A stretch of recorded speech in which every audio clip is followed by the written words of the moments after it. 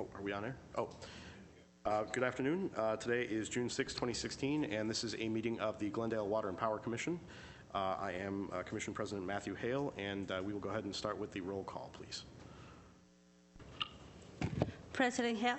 Present. Commissioner Avanesian. Present. Commissioner Camargo. Present. Commissioner Lau. Present. Commissioner Chan. Present.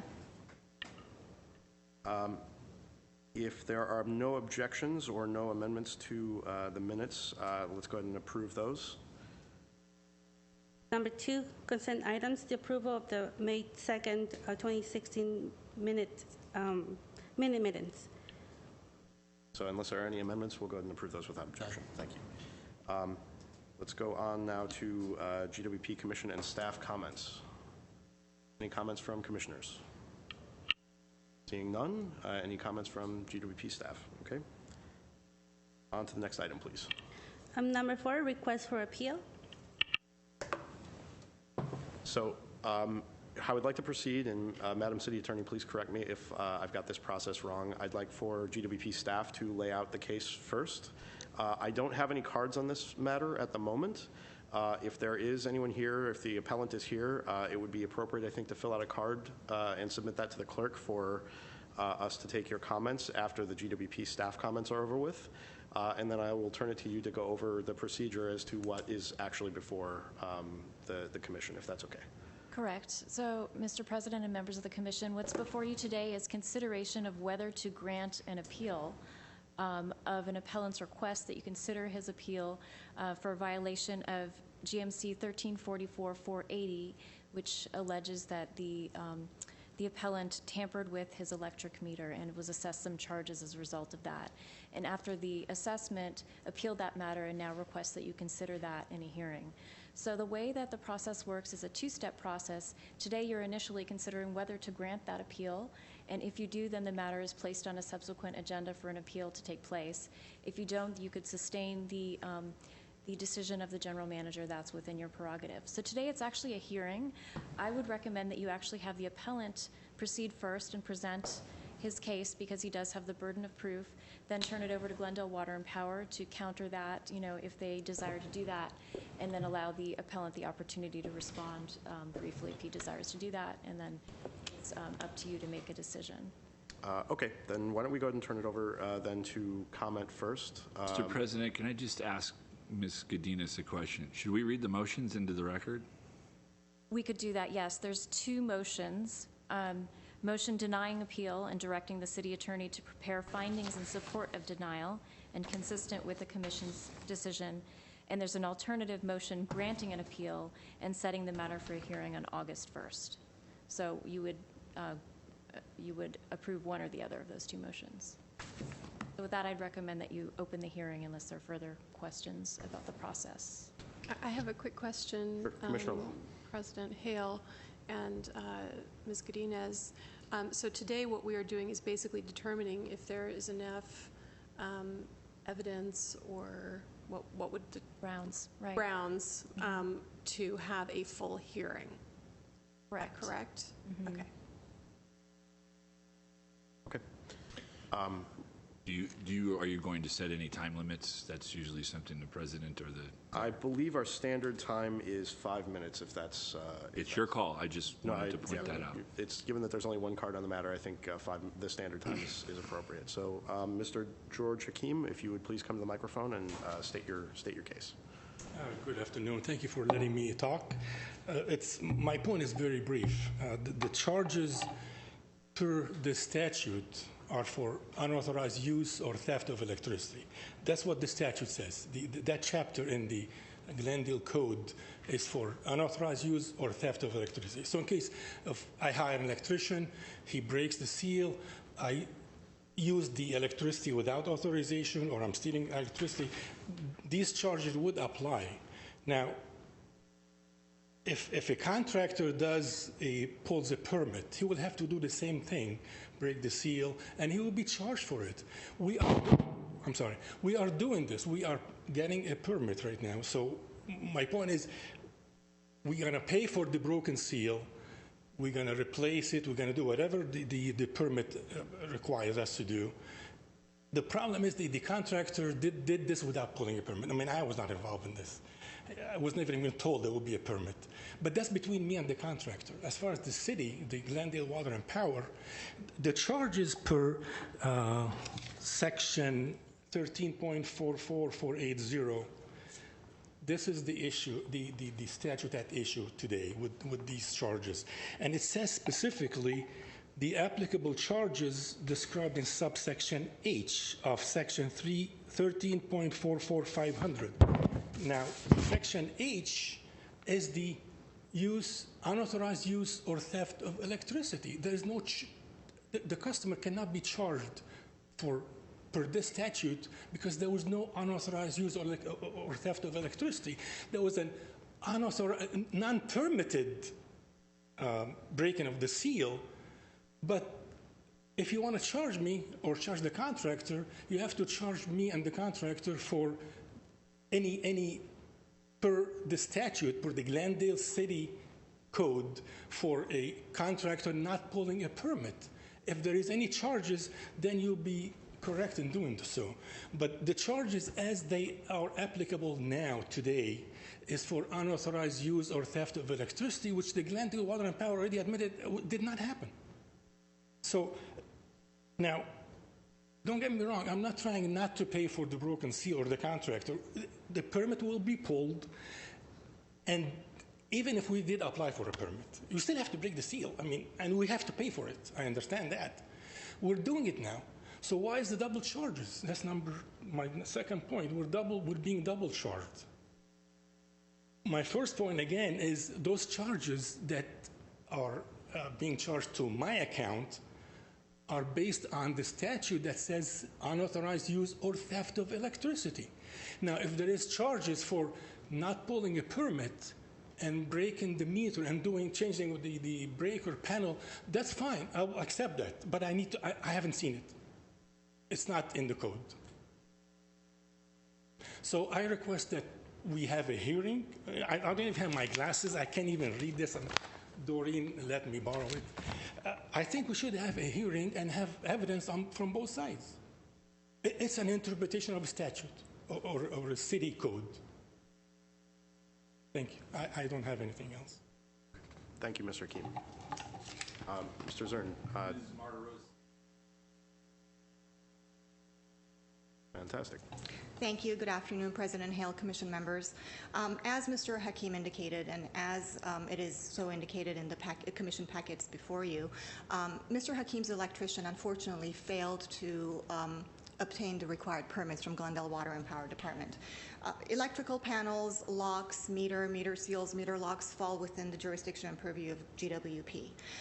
The code section, other than GMC 13.44.500, which sets forth the penalties and the assessments, there's also code section 13.44.480, which addresses meters, maintenance, and exceptions.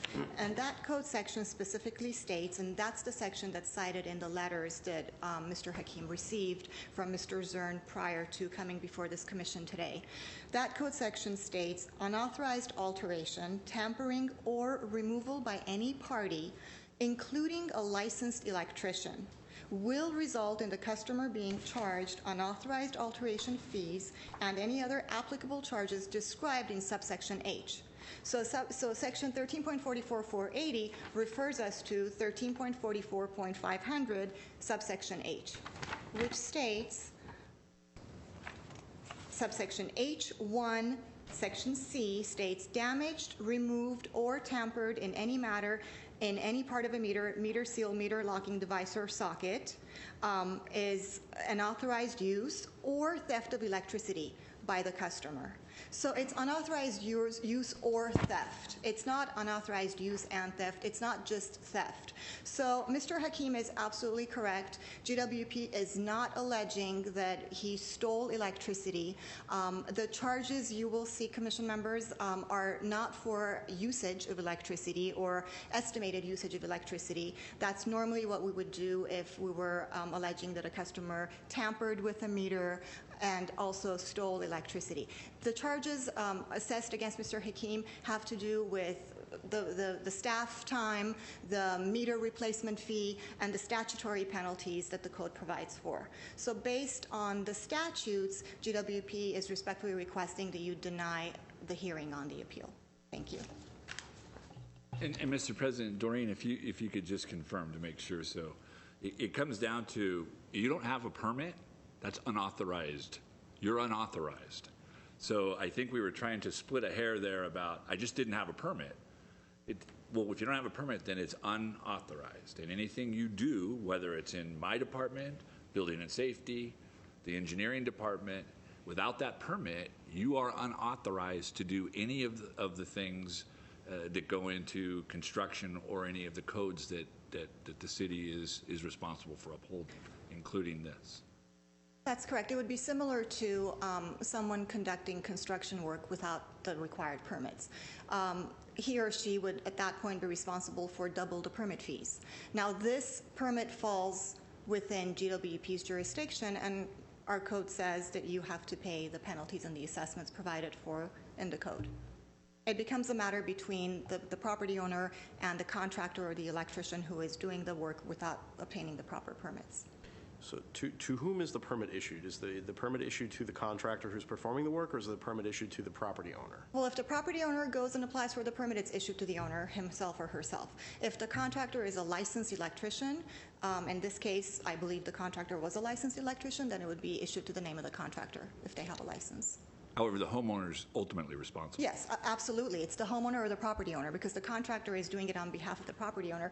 That's why the city or GWP cannot pursue it with the electrician or the contractor. Okay. Members, any questions? Yes, I have a question. The three charges, the 250, I understand that's the fee here mentioned is the reconnection fee or something. Let me see what page that was. My question is, what are the other two charges? The 172 and the $5.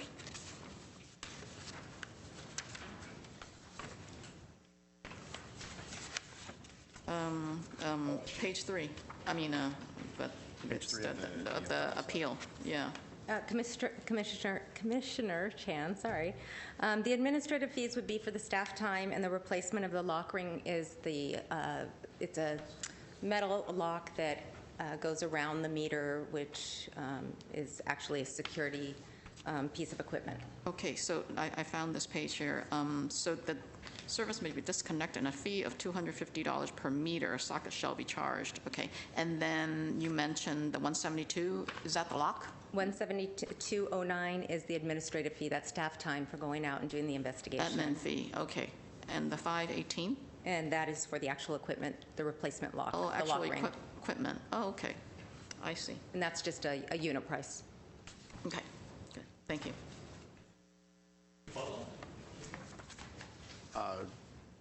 Is there an opportunity for rebuttal? Yes, he does have please. the right to rebuttal. By all means. Again, there was no argument that there's a charge for not pulling a permit. Clearly, the statute, they're clear. I mean, they're not very complicated.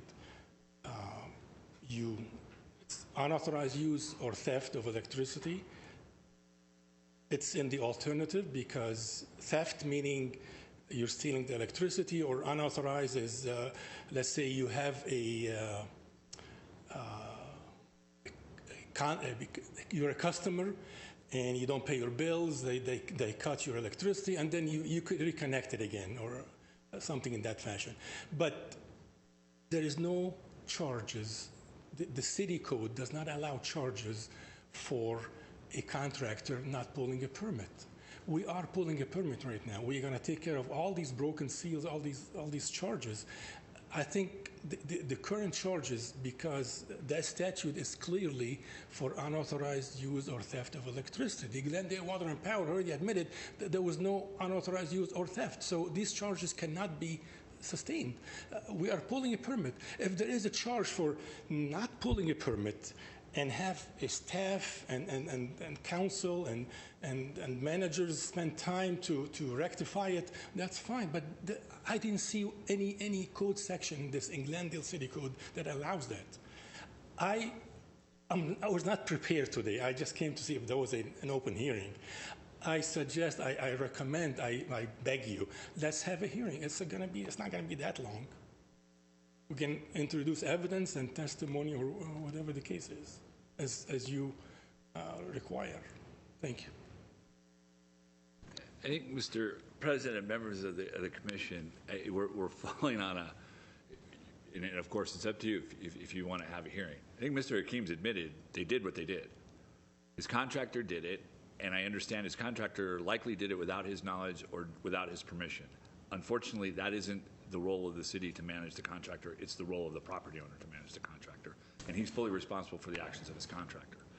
You cannot tamper with, alter, or destroy city property and not expect that you're going to have to pay a fee, which is exactly why we have those fees in place.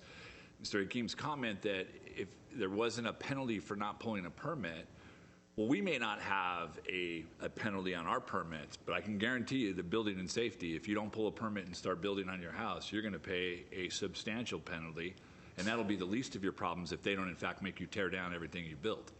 But you are totally illegal at that point until you have that permit and it's all been grandfathered in, removed, or redone. So the concept of being double charged, or, the permit part of it is you have to take care of that. But you altered, destroyed, tampered with city property, which then required us to have to come out, fix it, and take action. So from our perspective, we don't think it's double billing. We don't think it's punitive. We think it's an unfortunate situation. We readily agree. We don't think this was malicious. We don't think the intent was to steal electricity from the city of Glendale. But unfortunately, there's rules and regulations that are in place. I think in retrospect, some fines I've seen in the past for different things, this is pretty reasonable. Again, unfortunate. But it clearly, I think, and Ms. Martirosian has gone through this legally, we're right there. Again, it's up to you about whether to have a hearing, but I think the facts are pretty clear on this particular one. Okay, members, at this time, I think it's appropriate to entertain a motion either denying or granting the appeal. So does anyone have a preference? Anyone like to make a motion? Can we have a question? I'm sorry? Can we ask a question now? Oh, yes, yeah, if you have questions, by all means. I want to understand how long the seal was broken. What was the period? It was 1 day, 1 week, and how it was found out. And then, was that intentionally done? Maybe it was negligence. It was accidentally broken. So, I can answer some. Well, hang on. I mean, Tammy, can you, at least from our standpoint, when we found it, and again, Hang on, I want to short circuit this for a second because I think that we are getting into triable facts that would be discussed at a hearing. We're getting into the merits. So what I'd like to do at this point is if you have questions about the process and about what we can grant at this time, that would be appropriate. But the facts that led to the actual charges being assessed, that we've got to stop short of that, I think, at this point, because it's not been agendized properly for that. Rather than having someone make a motion, would you like to maybe see what position every single commissioner has, or how do you want to handle it? Well, I don't know how we can do that short of a roll call. You could entertain discussion before a motion is introduced, but you definitely would need some sort of a motion ultimately, which could be by roll call or could be by voice vote, depending on how you want to proceed. So here, I'll handle it this way. I'd like to make a motion to deny the appeal because I think that while there wasn't malice or intentionality in the decision to tamper with the property, that it was tampered with, and I think that this is probably more of a dispute between the homeowner and a contractor who acted improperly and didn't pull the proper permits. So at this point, if there's a second, that can tee up a debate and discussion. just a formality. I think you need to pass the gavel to make that motion. I see. And who's Thank pro you. tem? Or who's? Okay. Yeah, so Manuel Camargo. I can make that motion. I would move that we deny the appeal and direct the city attorney to prepare findings in support of denial and consistent with the commission's decision. So I would offer that as a motion. I will second that.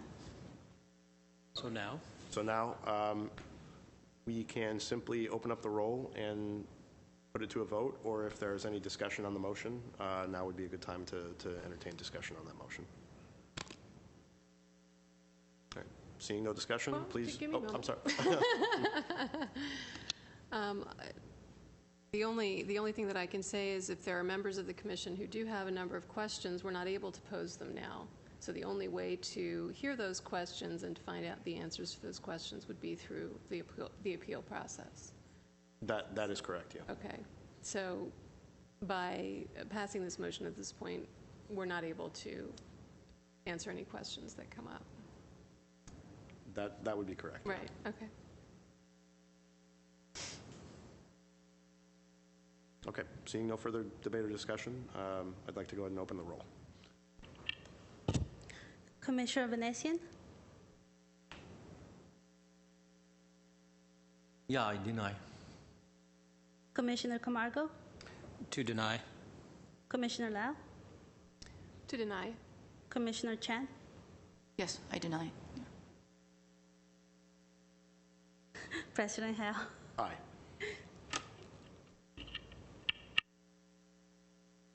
And that motion passes.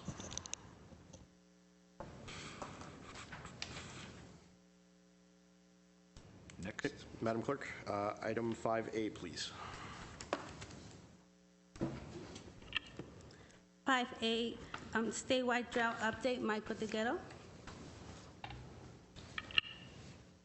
President Hale, members of the Commission. My name is Michael DeGhetto, Assistant General Manager for Water. And I'm going to give a water conservation update and an update on the statewide drought situation. So since our last meeting, Governor Brown issued an executive order making water conservation a California way of life. He did that on May 9th.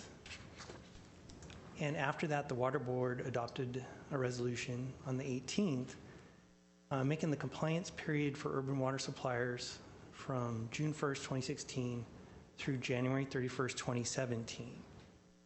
And part of that was to establish a new methodology for the conservation standards.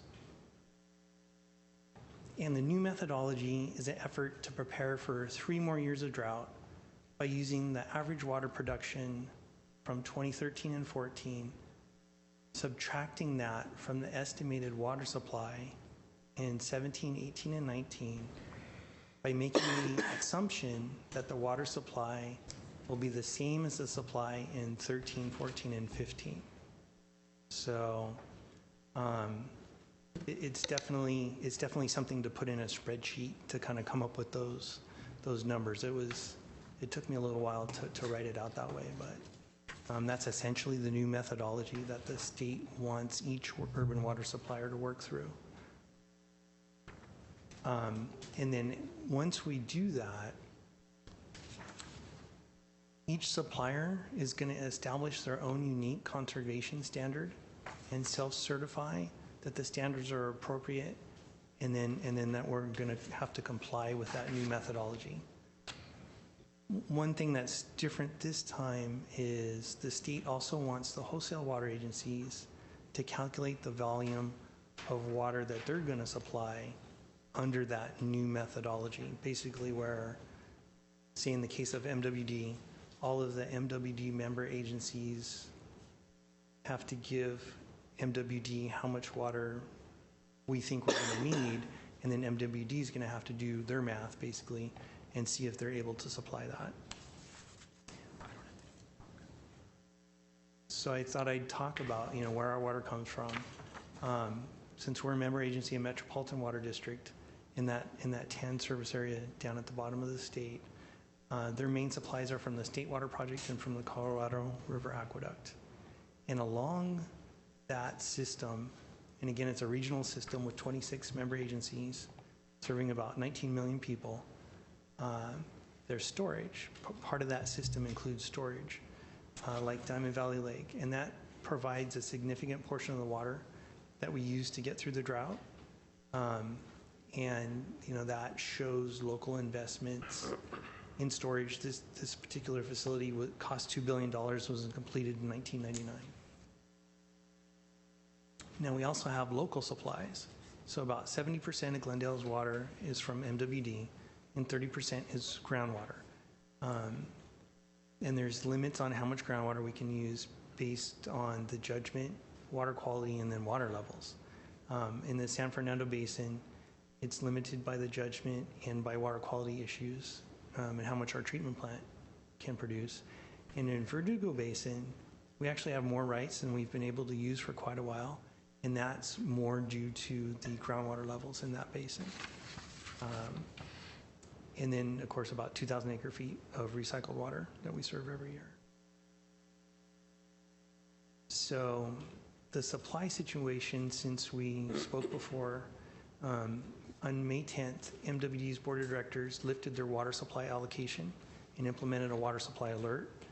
And then due to conservation throughout the region and an increase in the state water project allocation, so I had talked about before, last year the state water project allocation was at 15% of the request, and now the state's upped it to 60% of the request, which is a big increase. MWD's projections show that they're going to be able to increase water storage in those local supply storage areas for the first time in 4 years, which is good news. So GWP, we have to self-certify our new conservation standard by June 22nd, but the implementation or the conservation has to start as of June 1st. And the wholesale agencies have to publish, it's actually by, I think I wrote in there June 8th, but it's June 15th, the amount that they can supply. And then after that, we'll be able to calculate what our conservation standard is. Basically, if Met is going to be able to supply how much we need to make up that difference in groundwater. So we're going to go to council after that and make a recommendation on what conservation phase to be in. And initially it looks like we might be able to go back to phase 2, which is that 3 days a week watering, but we might even be able to go back to phase 1. It just kind of depends on how the numbers are going to turn out that we get from that. So in phase 2 it's 3 days a week, but in phase 1 it's all of our restrictions on wasteful use, like letting water run off from your sprinklers onto the pavement, washing your car without a nozzle, all those kind of things. So, and we're going to go to council on that in July after all these deadlines pass, and we submit all those numbers and come to them with a recommendation. And then basically, it's still with the governor's call and the state and even MWD on their water supply alert, it's still important to think about updating your landscaping, being more efficient. And we have all kinds of resources on our webpage related to that. And MWD is still going to have programs about rebates on, if you still have older toilets and older washers and dryers and those kind of things to help save water. And that's my update.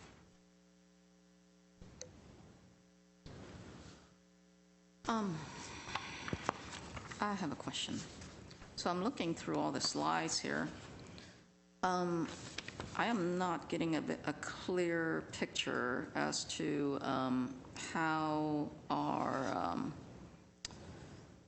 the demand will change with this new methodology. Can you explain a little bit more about that? Oh, the demand. So the demand, you mean like our sales to customers? Right, that's required, yeah. Yes, that would change depending on what conservation standard we go to. Right, and it seems like we're going back to phase 2? Phase 2 or Mr. President, 1. members of the commission, we may go back to phase 1. 1 even? It will give the council that option. It is likely the self-certification will be 0. That's likely. Mr. DeGhetto hasn't run all the numbers, but it sure is looking that way. And that's a reflection on the substantial water reserves that MWD has. We happen to have a water supplier that has substantial reserves based on that formula that Mike went through. in those 3 years. So we're going to take a long look at it and give council that option. We can go back to 1. That's still a lot of different things that are in place. It gives you a little extra flexibility on irrigation in the middle of the summer. But it'll give us an opportunity because what Mike and I have talked about and what is indicative, if you look at this from a past perspective, there's no question that water usage is going to be less than it was 3 years ago or even 2 years ago. People's habits change, and in the water business, they change permanently.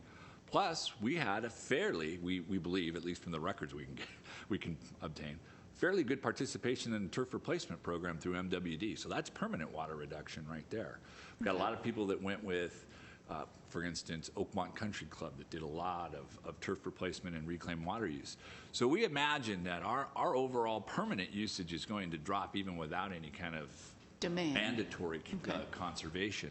And I think our voluntary, our phase 1, has enough of those things in place about watering, overwatering, leaks, washing your car, watering your pavement, and those kind of things that we can get a good idea. Here's kind of where I'm at. I think this is a dynamic situation that we're going to be looking at every few months.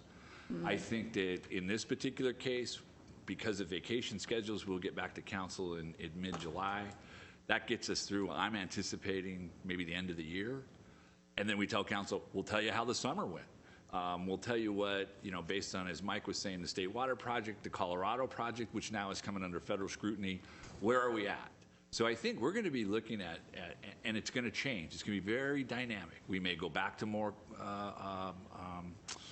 conservative means in how we use I was going to say conservative conservation. How's that?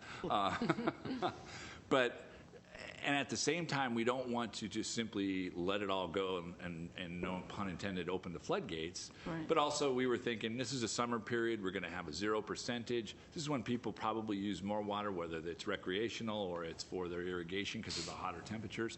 Then we take a look in the winter and say, where are we at? How did it end up? What are we going to need to do?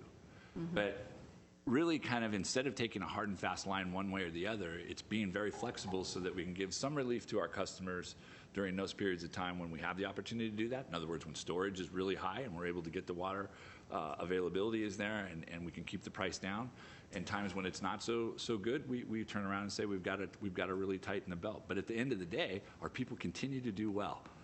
I mean, I don't think, like I said, 2 years ago, we'll ever see that level of water usage before we put the first mandatory phase 2 in. We'll plateau somewhere underneath that, and that's as high as it'll get. The next time you go through a conservation phase, people just change their habits or do things permanently at their homes that change their overall use. And our demand is going to continue, I think, to drop. And like I've said many times, and I'll continue to say, our folks have responded very well. Okay, so on the slide here it says that the recommendation to council would be phase 2, but earlier you mentioned it may even be phase 1. Could be. We're going to give that option. Okay, and just to refresh our viewers' knowledge of phase 1, can you I think we have it on the... Oh, yeah. It's not on the slide. It's on the slide. It doesn't include phase 1 on my It's not. slide. Oh, okay. Yeah, It it's doesn't only have phase 2. restrictions on watering days. Phases 2 Yep. through. But it's all those things like you have to use a nozzle. Okay. Whenever you use your hose, you can't have your irrigation go on the pavement or the sidewalk. Can you water every day? If you have leaks, you got to fix it within a certain amount of You time. could. Yeah, you can water every day. Water every day? Good, yes. Yeah, and there's no limit on the times either. Okay. Okay, yeah. Question for you, Mr. DeGhetto. So I guess my question is, what is our bias in making a recommendation? I'm hearing that we'll present options to the City Council. But are we doing so with a bias, that is to say, if we believe that based on the numbers we get back from MWD, we can go to phase 1? Is our bias to try to, is your thinking that in making this decision, that our bias is to try to allow the folks of Glendale to use as much water as they wish, or is your bias more to try to be more conservative? Or I guess to Mr. Zern, you also talked about the spectrum between being conservative and letting it all go. Do we have a bias in how we will try to make a recommendation to the City Council, or are we just throwing it open to the City Council? No. Mr. Camargo, we want to talk about going back to potentially to phase 1 because there is no drought rate involved in that. So that's a driving factor too, is if water availability is there and people are doing their job and conserving, we also want to take a look at the rate relief. And that goes away with the phase one. So we want to have that discussion. We certainly, the council, as they have in the past, could put a moratorium on the rate and stay in phase two. But the way we were kind of figuring it is, we set up our drought rate charges and our estimates on those on water usage during our rate study that we did. We had never done it before. We had never implemented anything like that before. So there was a certain amount of speculation in how we set that. So based on what's occurred, we think even under phase one, that's about a 10% decrease in water usage. We think we'll see a consistent 10% decrease. Now, looking at what our self-certification will be, and Mike will be the first to tell you, and I know Mr. Hale dealing with this, if everybody comes back with a 0 based on the formula, the state could go crazy and just go, no.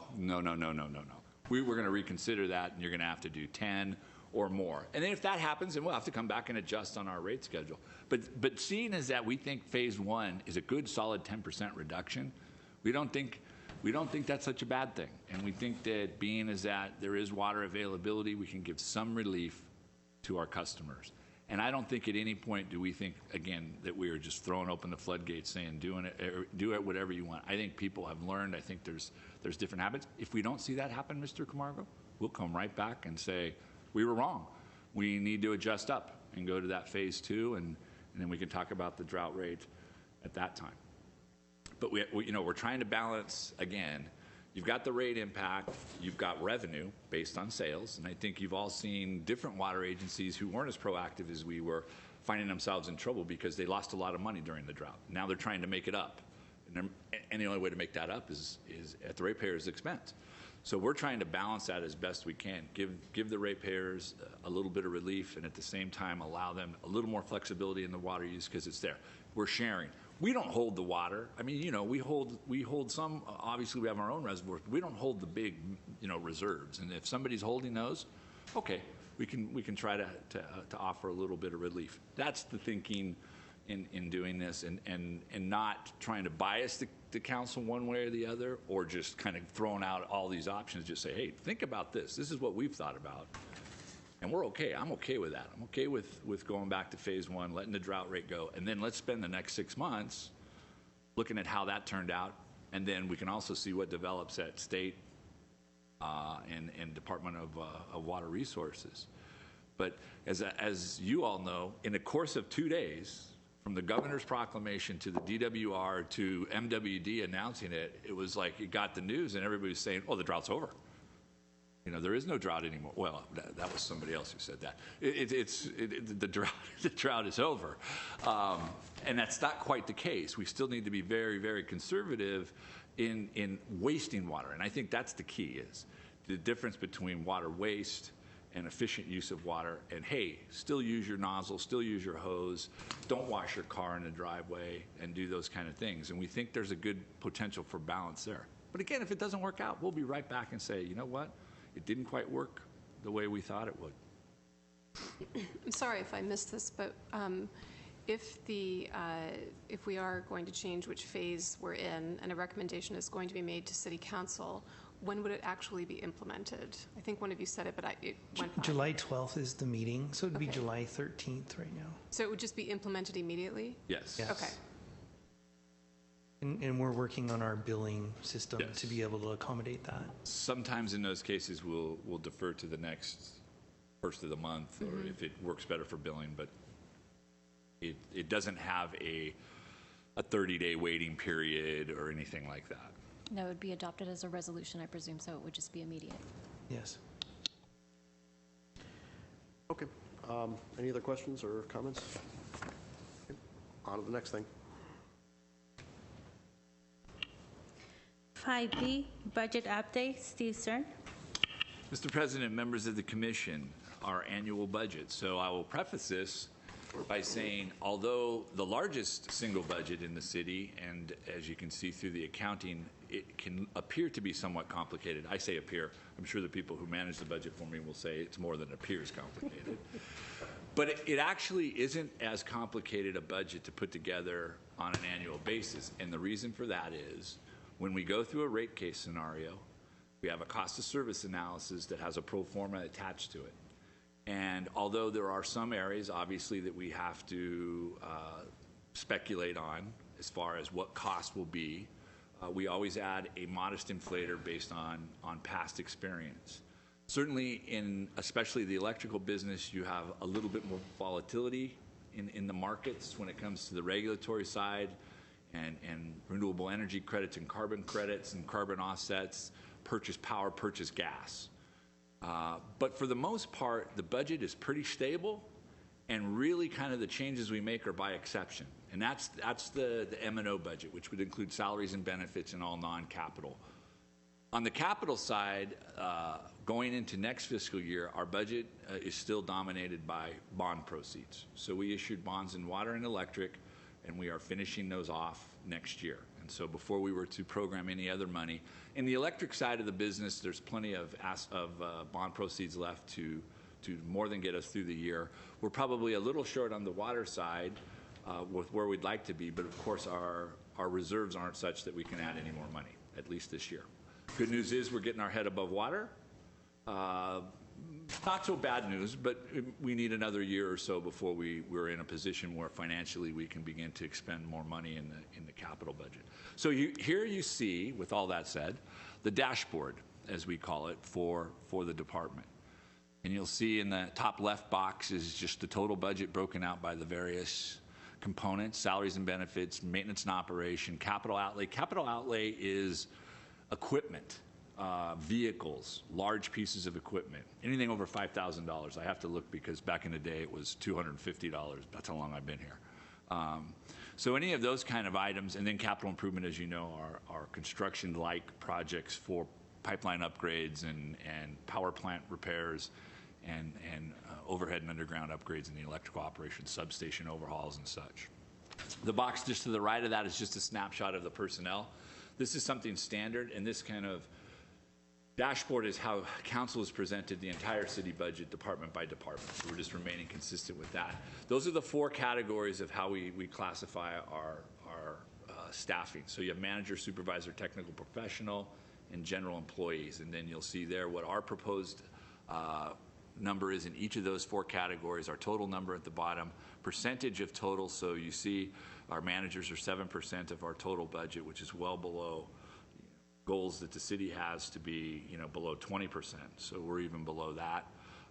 And then our salary is percentage. You see the breakdown there on each of those. And then, please stop me anywhere along the line if you have a question. I do have a question right off the bat here. This first table with the salaries, benefits, M&O, and capital outlay, and et cetera. I don't see a previous year comparison to that. We'll get to that next page. The next page? Bear with me. Well, actually, I looked at the next page, and the next page, you do have previous year, but with the same seven items on the lower chart. So, for instance, salaries and benefits, which one would that go into? Well, if you let me roll through that, and then maybe we'll get to a point in Sure. Yep. So then the bottom box is how we segregate the budget for water and power. The first there is the public benefit charge. That's the very special fee that every electrical customer is charged by state law.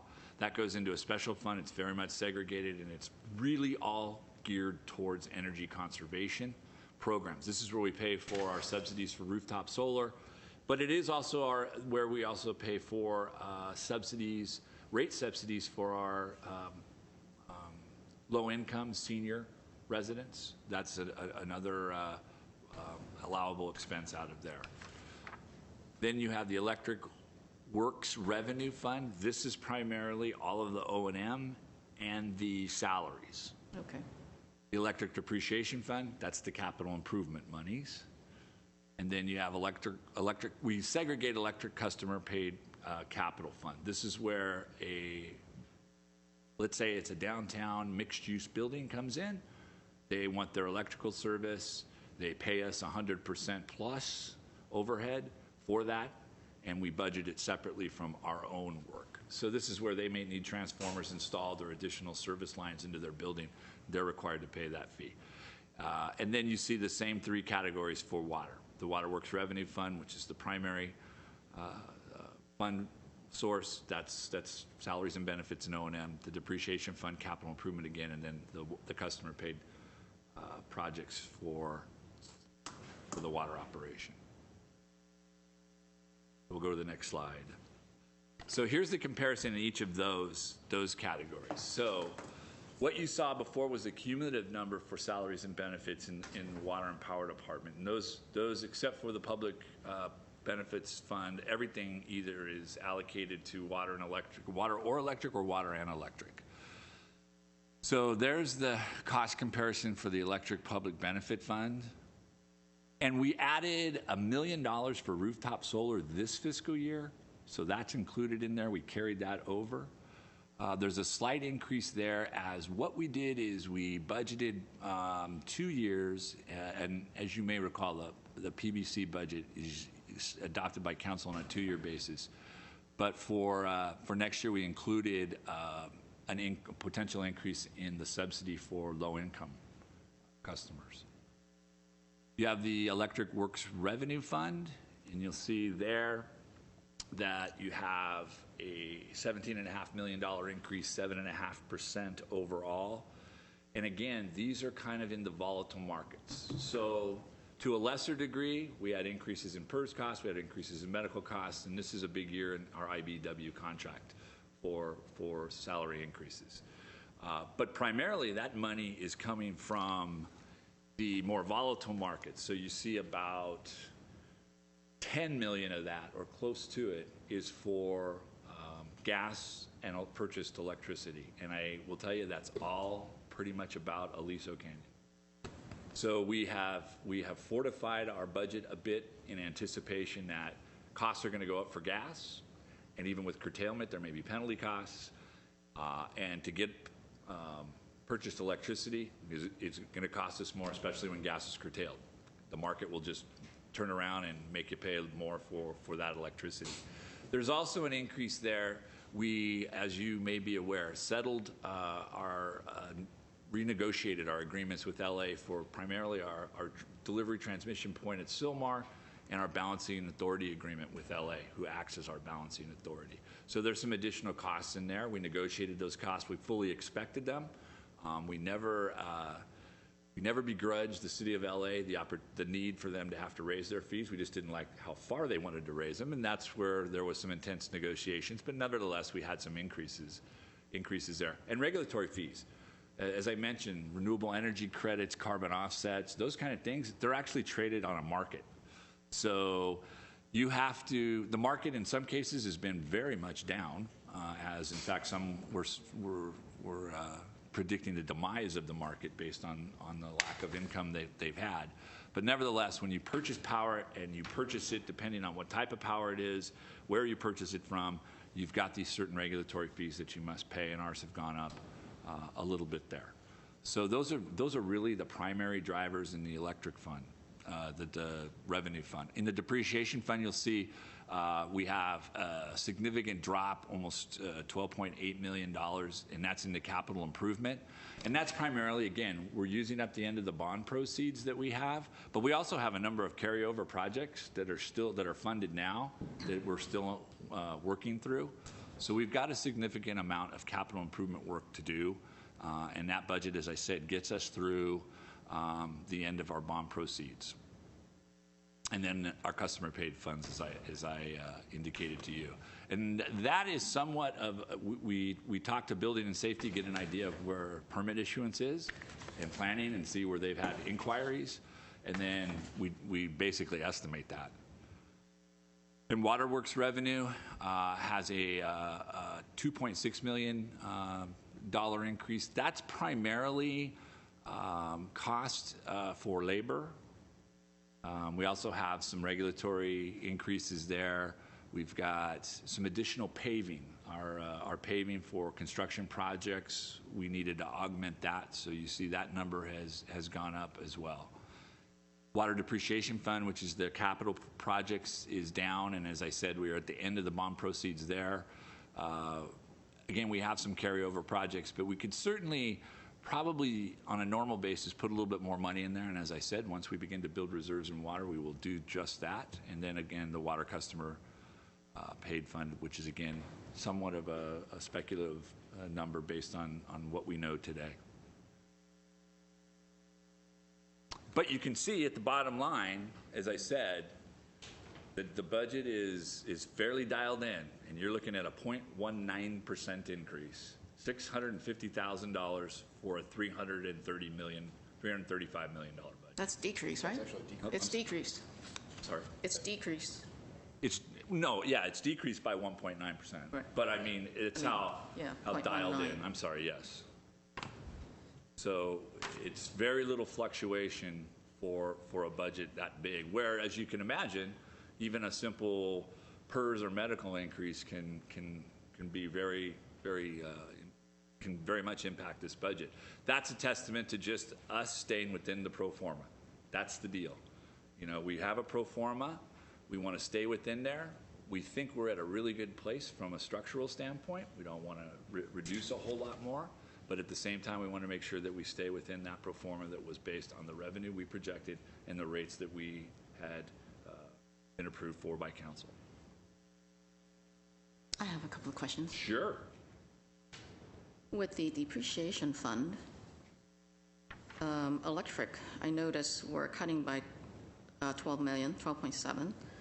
Water, we're cutting by 7.2, and I know those include capital improvement projects. What are we cutting? We're just not doing as many big projects is really what it's about. Okay. So like I said, on the electric side, you know, we budgeted a lot of our bond proceeds. That was a $60 million bond. We budgeted a lot of it up front. If you recall, that was Grandview Substation, which will be finished hopefully at the end of this month. That was a big ticket item. So we don't have any other Grandview substations in there. A lot of the work we have dialed in now is the 4 kV to 12 kV conversions. There's a couple of other system upgrades, but nothing on the scale of Grandview. In water, like I said, we could use more money. It's just we're not in that position right now. So we have to rely strictly on bond proceeds. We've drawn down on the bond proceeds. We've done a number of main upgrades. We'll use all the rest of the proceeds, and hopefully revenue will be good this year, and we can come back with a pay-go approach next year. Okay. Another question I have is, so I know the Electric Public Benefits Fund includes the 1 million increase that you mentioned about. Now, the increase from last year to this year, it's only 290,000. So my question again is, what did we cut? What did we decrease? We didn't decrease anything, Commissioner what Chan. What are we doing said, less? That was a mid-year adjustment Okay. that was done this year, so it gets booked as 15-16. So if you looked at our 14-15 budget, it would have been $1 million less than our 15-16, but we booked it mid-year because, as you recall, we had a very successful number of applicants that came in. And we had a little bit of a problem, our own problem in notification. So the council's decision was that they would fund everybody who applied and got in. That was about another $1 million. We just simply added it to the budget and carried that over to this year. Okay. So we didn't cut anything, and in fact, we added 290. That's really what that number is. Right. You added 290 after you included that $1 million extra. Right. So before that $1 million extra, we had adopted 7.4 million for last year. You adopted something less than something that. less. Yeah. Oh, I see. That was the mid-year adjustment you mentioned. Right. Oh. So we put the mid-year adjustment in, and Okay. then finance books that as your, and we carried it over to this year. So I see. Okay. we would have taken it out, for instance, and made it a one-year deal. Then you would have seen a $6.7 million budget proposed for this year, but we didn't. We left it in. I see. Okay. So yes, we're not cutting any programs. We're not decreasing the budget for any of those energy efficiency programs. No, ma'am. So, okay. In fact, we're increasing, as I said, the potentially increasing subsidies. Okay. Thanks. Then just a little bit of detail on the capital improvement fund for this year. So power management, this is all out of the electric depreciation fund. So you see power management, a Unit 9 modification, just for those of you thinking, well, you're proposing a repower. Unit 9 is the unit we would keep under a repower scenario. So this actually is some modifications we're required to do to make us compliant with the new LA agreements that we recently signed. Emergency repairs are just that, emergency repairs. So from time to time, we have a need to have a large emergency type repair. Previously, those weren't budgeted, and we would be required to either do an emergency or go to council. So we've been able to get that at least on some regular basis where we pre-qualify a contractor, have the budget set aside, and then we can address those situations when they occur. And then the general plant capital outlay, that's again back to what I was discussing, is the items, and these are things like motors, tools, vehicles. Then on the distribution side of the electrical depreciation fund, you have the general plant allocation. This is actually facilities maintenance. So anything that has to be done to our facilities, the physical structures, whether it's the UOC, a substation, or the Perkins building. And if something has to be done there, the electric company pays its portion of that. So this is what we have on the horizon. The biggest part of this is we are remodeling the customer service operation in the Perkins building, reconfiguring it, making it more customer friendly, and making it a little bit nicer for our staff. So that's been in the works for a couple of years, but that's probably the biggest part of that. And then you'll see in some of these cases where we are winding down certain operations because we have gone through, you'll see Grandview Substation is still current, but significantly decreased as we, again, wind that down. The Grandview Getaways, these are all ancillary upgrades to the system that are associated with the upgrade to the main substation. AMI modernization IT support, this is simply a company that we pay money to help us maintain our automated meter system. It's our hope that one day our IS department will be able to take that function over, but as we begin to continue to wean ourselves from it, we still have some need for that. Street light electric expenses are just an ongoing, and that's generally our upgrades to the streetlight system. We budget a certain amount of money, go on a request basis, and try to put in as many new lights or upgrades as we can. I skipped over the plant capital outlay again, vehicles, tools, those kind of things. And then feeder conversion at Bel Air. Once Grandview's done, we'll likely transfer the Bel Air operation, which is up on Raymond in the northwest area, down to Grandview, and Bel Air will become a switching station where we'll probably direct all of our input from LA through.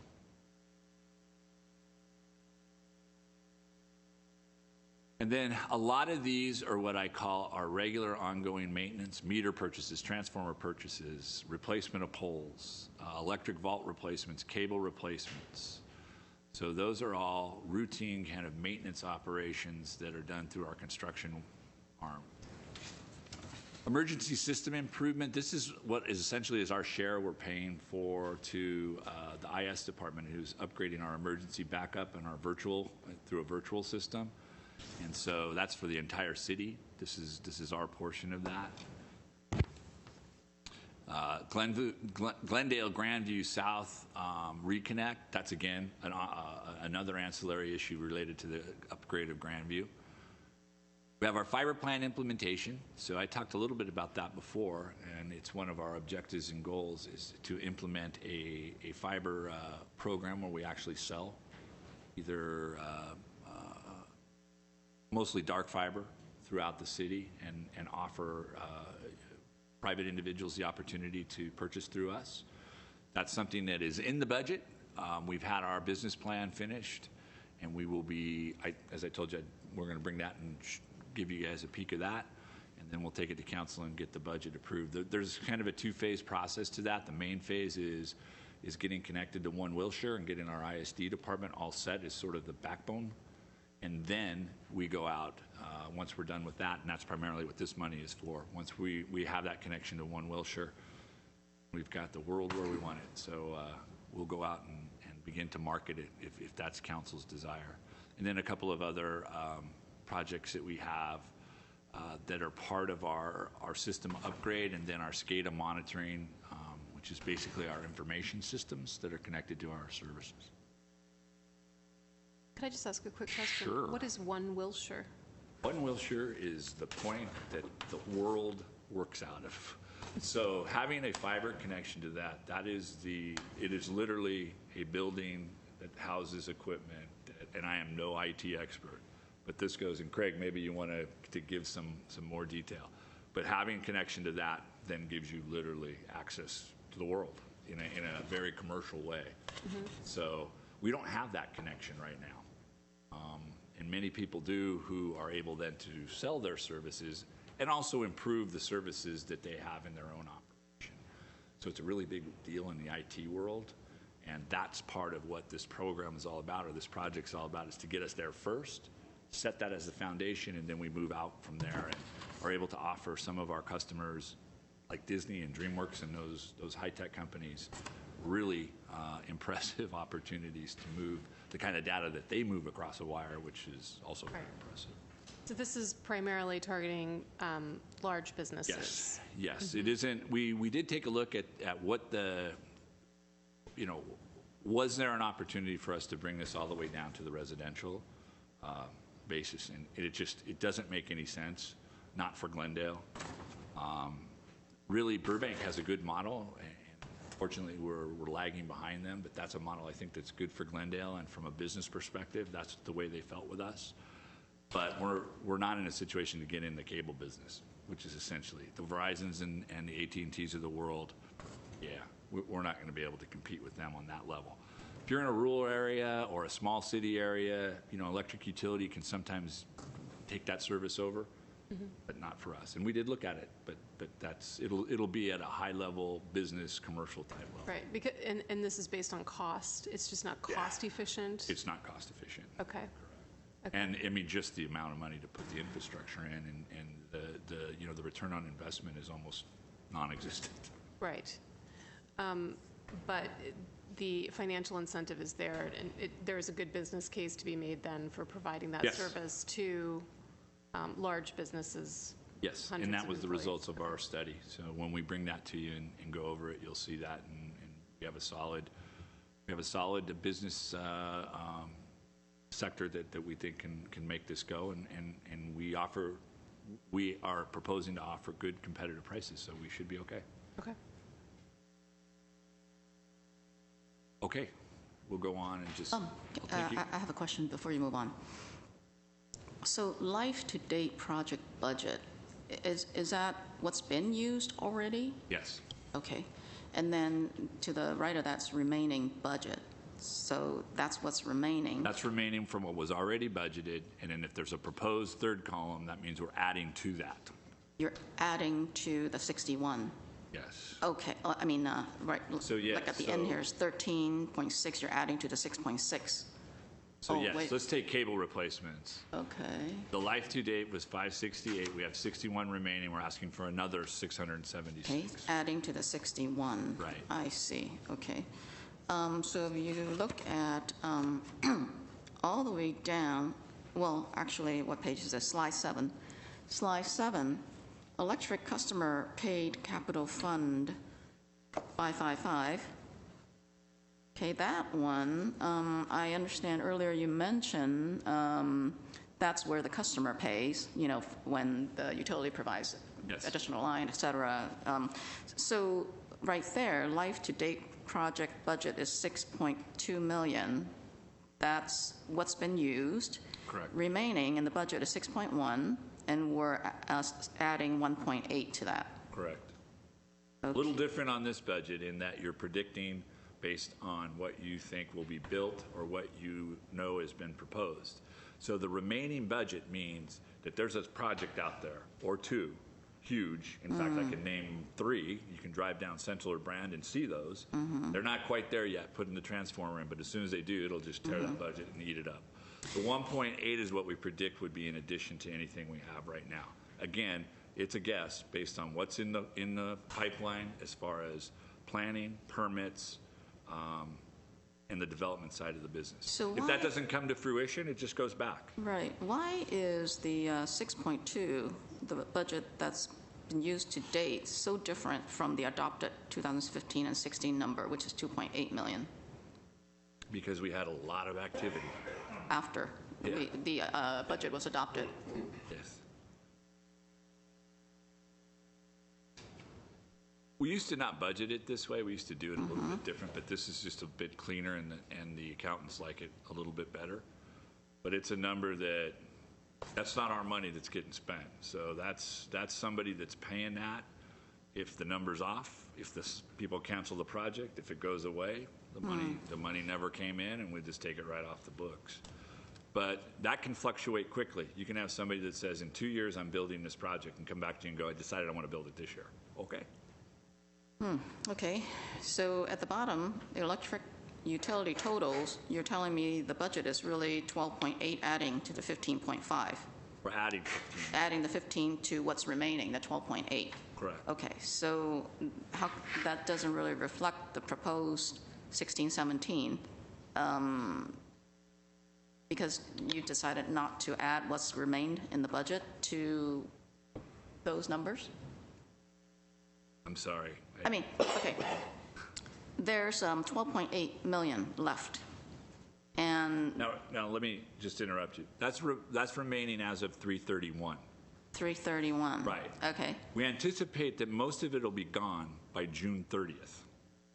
Okay. So when the budget numbers get done, and this is a reason why we have a lag, a lot of this stuff gets plugged into modules. This is way outside the purview of the city of GWP. This is the finance department. So this is the number that we had. That's solid. Books closed, down, and we know. Bless you. Bless you. Anything else is speculative because books aren't closed. So we took from when the books were closed and the solid number we have. It's very possible that money will all be gone by the time they close June 30th. By June 30th. Right. Okay. So, we think it won't be 100%, but it'll be pretty close. And again, if you looked at something like the customer paid projects, that's a little bit out of our league. We can't control it. If they want to delay it, then it'll roll over. But most of the projects we'd anticipate will be closed or very close to it. And what we put in for the new year is what we anticipate spending next fiscal year.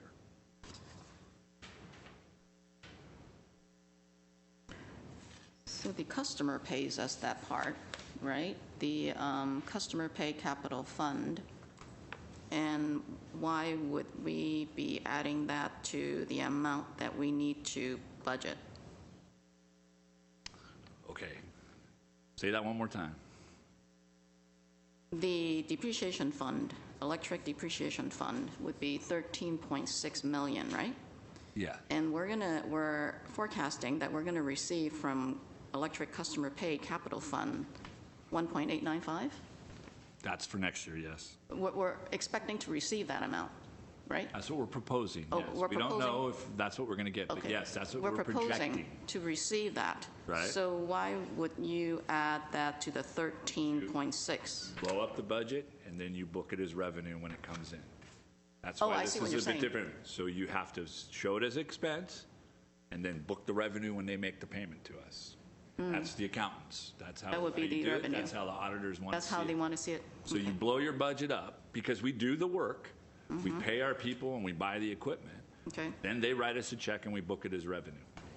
at the end. So if I could clarify, that's all overtime work then, right? Not necessarily. Not necessarily? Okay, Yeah, so most of it is, but But it might be new hires, might be overtime work. a lot to of facilitate. we may be able to join it with something else we're doing I see. and get it all done, but a lot of the time it's done on overtime. Okay. Okay, great. It will never, let's put it this way, it will never interfere with any of our work. No, I guess Yeah. I'm just thinking from a budgetary perspective. Oh, yeah, it's high. Well, no, it's not just high. We book it. That money doesn't ever get spent unless we actually have a major project coming in and developer paying the fee, and so there's no money coming in and out of that unless there's money coming into it. Correct. Okay, thank you. Yep. And then we just have our water projects, which a lot of this is just routine maintenance. And that's kind of where we're at with water, as I said. We don't have a lot of big projects on the horizon. So these are all very much our routine projects. Go ahead.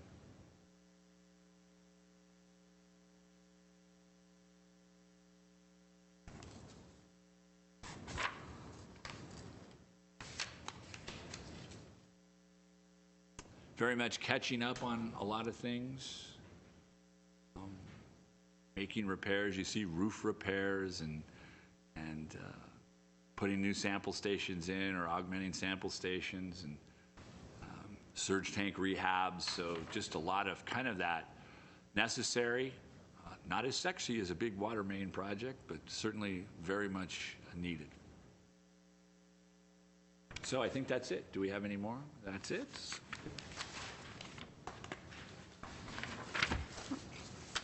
Members, any other questions? Okay, let's go ahead and move on to 5C, please.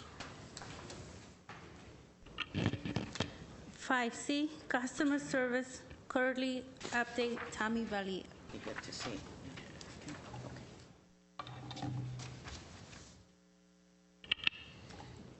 Good afternoon, President Hale, members of Commission. I'm Tammy Valier, Customer Services Administrator. This is the customer service update, and today I'm going to be focusing on some points of interest that you've expressed to the department previously, most of which covers the contact center performance.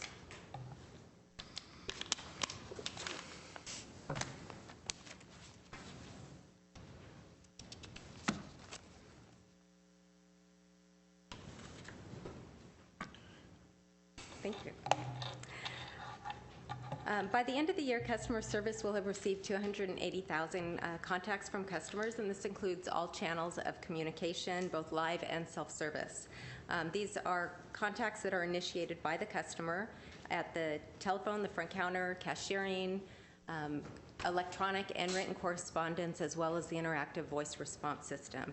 This does not include web payments or web balance inquiries. As you can see, for the past 3 years, we've only had a small increase each year of 1%.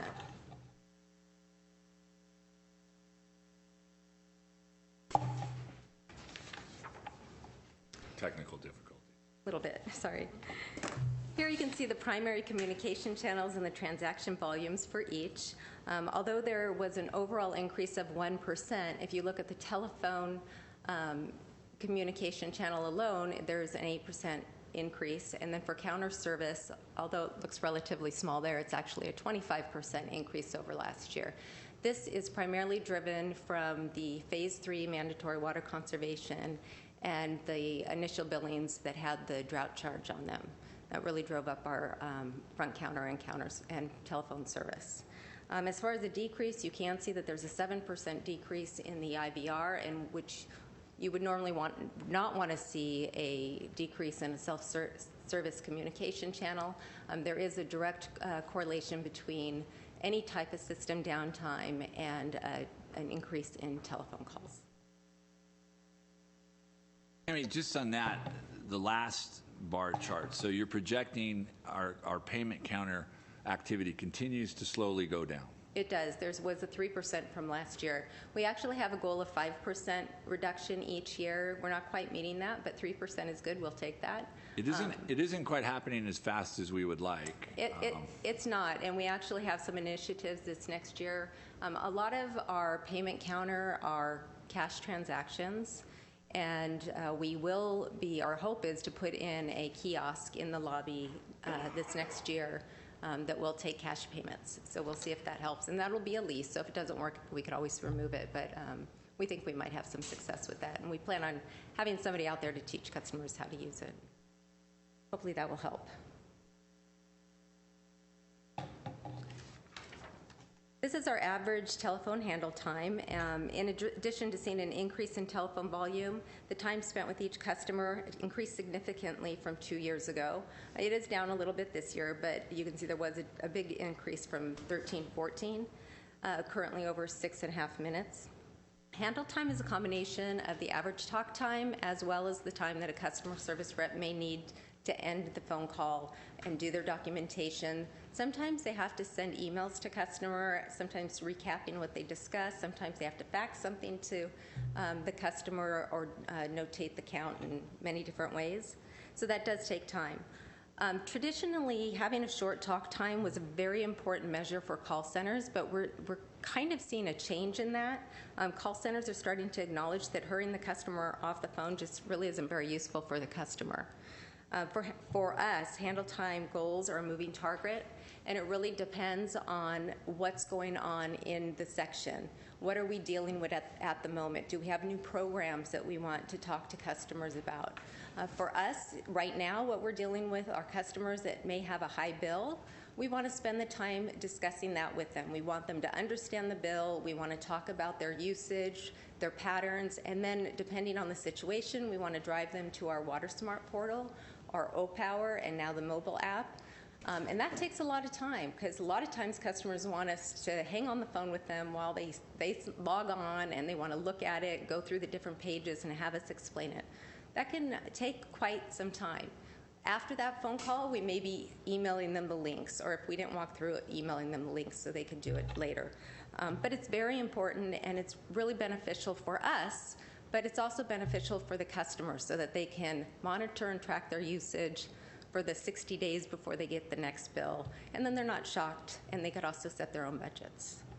So ultimately, the long-term goal is that these customers will learn about the tools, and eventually our telephone calls should decrease, and then the time we spend on the phone with them should decrease as well.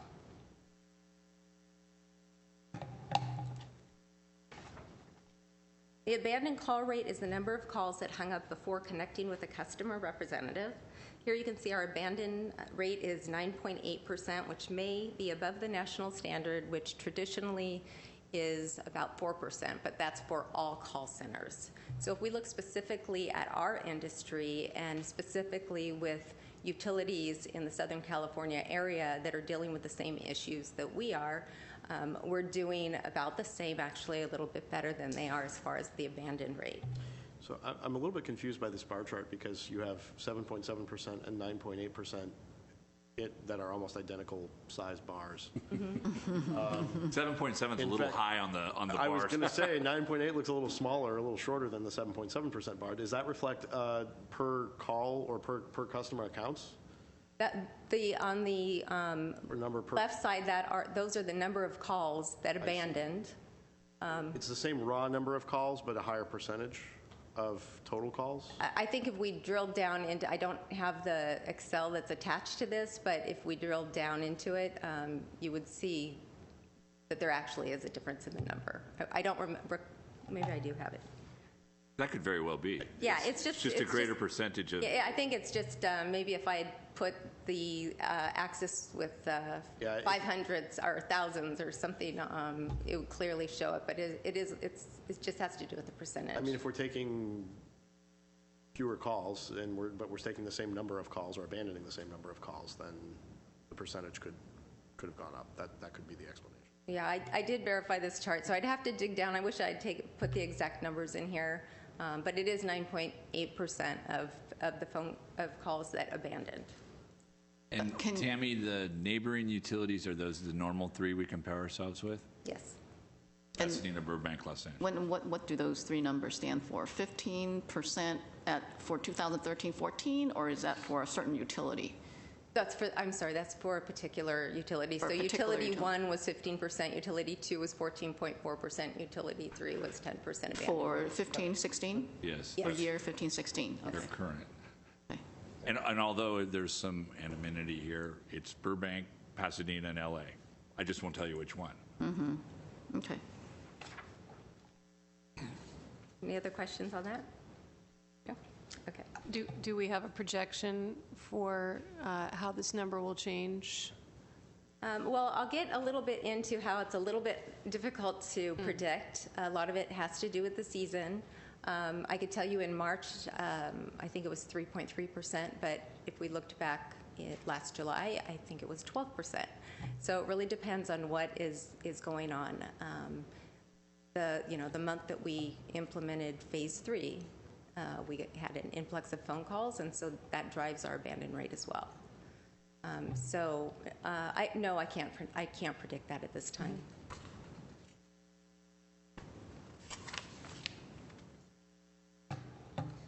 So if we drill down a little bit and look at the third quarter to see when these calls abandoned, you can see that 43% hung up in less than 60 seconds. So that tells me that the wait time is probably not the primary driver for this particular grouping. It may be that it's possible they called the wrong number. Sometimes they can't find the due date on their bill. They call us, and as they're waiting, they find the due date and they hang up. It's a variety of reasons why somebody may call up, but 43% abandon the call in less than 1 minute. Overall, the average abandon time was 2 minutes and 10 seconds.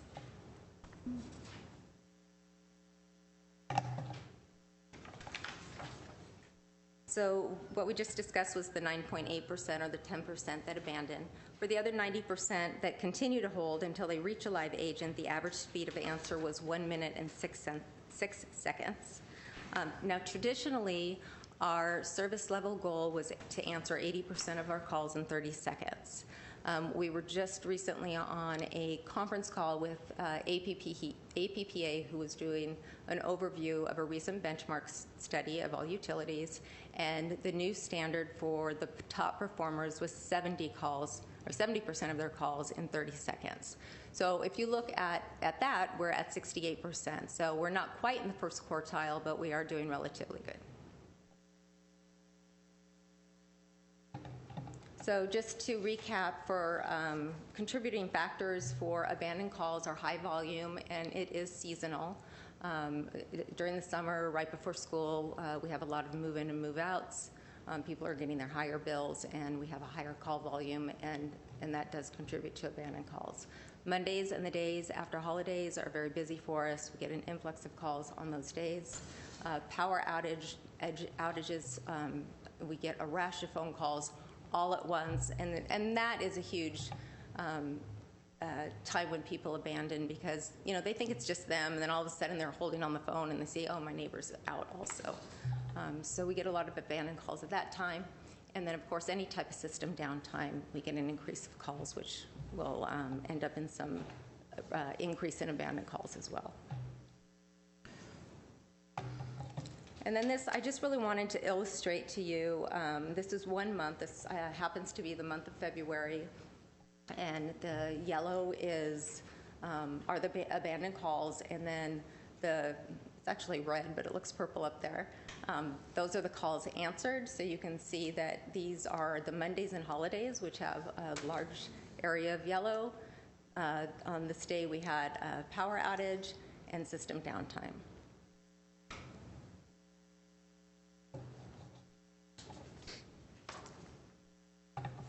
And then finally, I wanted to just touch on another high volume task within customer services, which is not related to telephones, but those are billing exceptions. And I know you're very familiar with billing exceptions, but for those of you that may be, those are bills that do not go through a regular billing batch and just automatically get billed out to the customer. These are bills that for some reason are abnormal compared to the customer's individual history.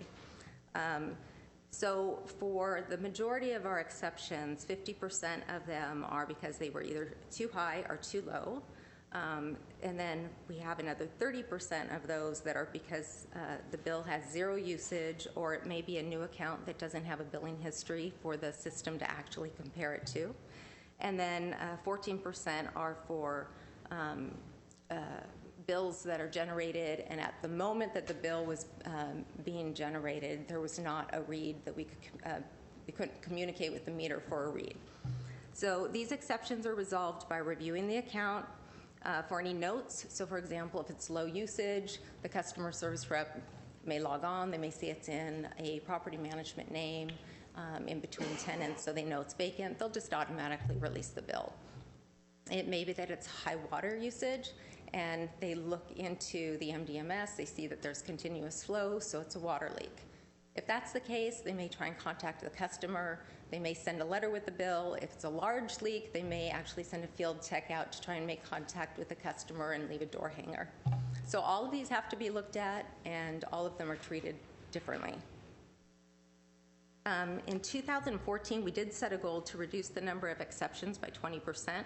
Last year, we were able to reduce them by 10%, and then this year we think we're going to actually have an increase of 4%. So it's really only a net 6% decrease, which we're not really happy with, and we still do want to reach the 20% goal. However, we do have to make some modifications to the system and the way that the parameters are looking at our set and looking at bills. A good example is we don't need to see all zero usage if it's an account that doesn't have a name on it. So we know that's a vacant account. We may want to see a vacant account that has some usage because that could be some unauthorized usage. But the system does not do that right now. We are working with IT to make some modifications. This coming year, we have a pretty large project, which is to implement the automation platform with Northstar, our CIS, and I think we'll be able to increase the number that we're able to reduce next year, hopefully make the 20% reduction. Question. So this line, green line, is the percent of total bills. And these exceptions, so you go with the left scale, right? Correct. So for 2012 and 13, am I interpreting it correctly that there are like 40,000 bills that are exceptions? Correct. Okay, and that is 7% of your total bills? Right. Right now, we do have a high percent. The last couple of years, it's been between 5 and 6%. Okay. And so that is like, are you telling me we have 571,000 bills? We do. Okay. We do. I don't know if that's the exact number, but it is close to 600,000. Over 500 bills. Oh, that's for the year. Yeah, for the year. For the year, exactly. For the year. Okay. All right, that makes sense. Yeah, Thank and you. keep in mind, we do bi-monthly billing, but we do have some monthly billing. Okay. Or larger commercial are all monthly. We do have some residential, large multifamily that are monthly as well. Right, and I think earlier you mentioned like over 50% was one kind. What kind? High-low. High-low. Too high or too low. Got it. And this year that was significant because of the drought.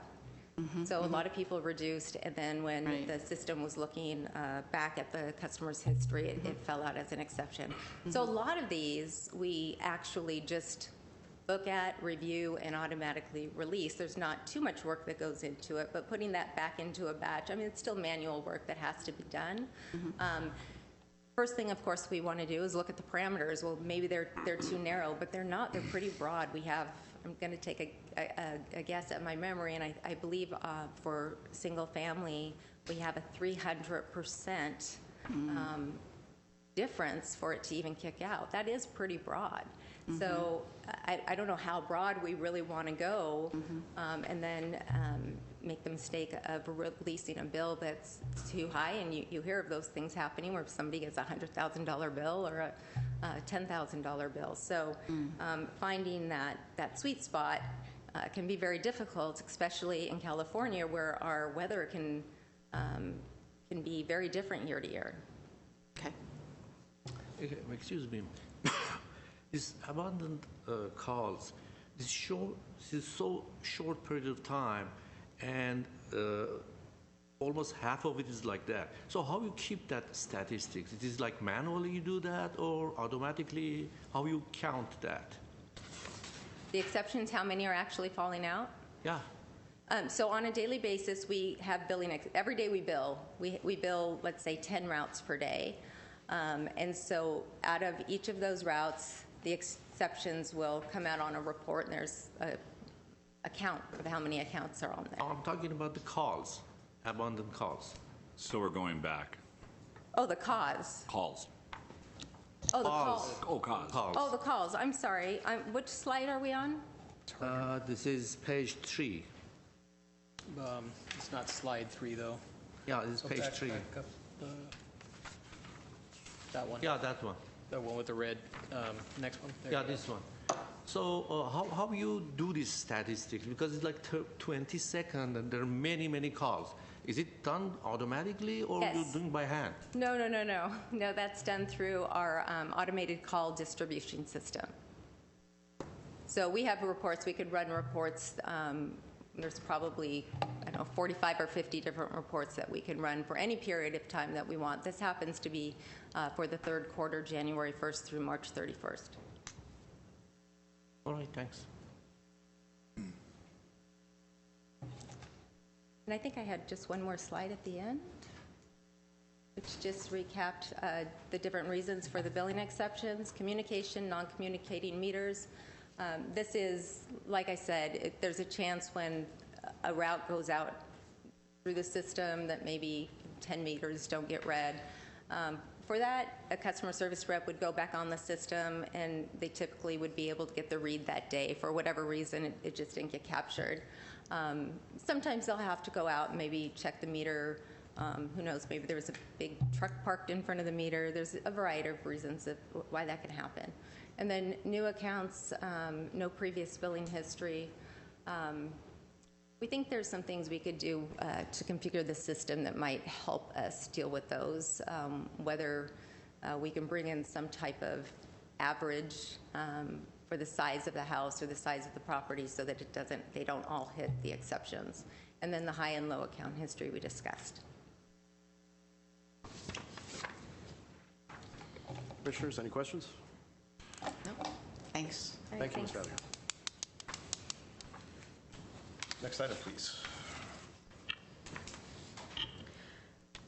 5D, the Aliso Canyon update. Steve Cern. Mr. President, members of the commission, I wish I had really, really good news for you, but I don't. Don't have a whole lot of news short of what we heard last month when we were here.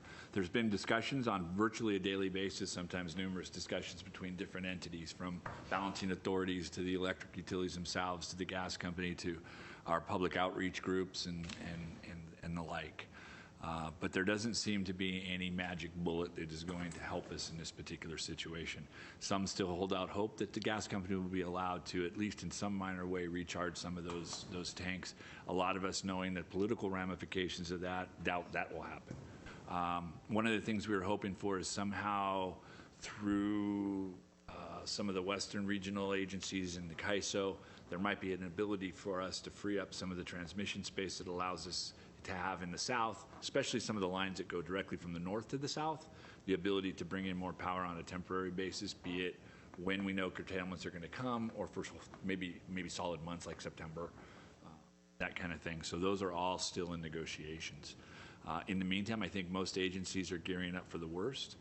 We all run on a contingency plan that has blackout scenarios.